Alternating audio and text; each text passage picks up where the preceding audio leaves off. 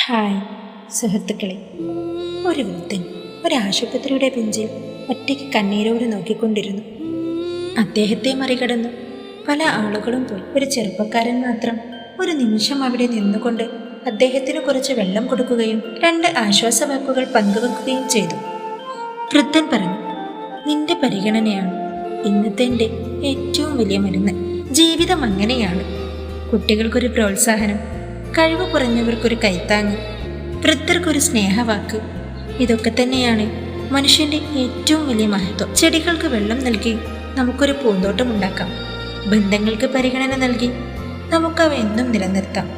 പരിഗണന വെറും കാരുണ്യമല്ല, അത് കുഞ്ഞിന്റെ ചിരിയിൽ ജീവിക്കുന്ന പ്രതീക്ഷയും ബലഹീനരുടെ കണ്ണുകളിൽ തെളിയുന്ന ആത്മവിശ്വാസവും ജീവിതത്തെ മനോഹരമാക്കുന്ന മനുഷ്യഹൃദയത്തിന്റെ സംഗീതവുമാണ്.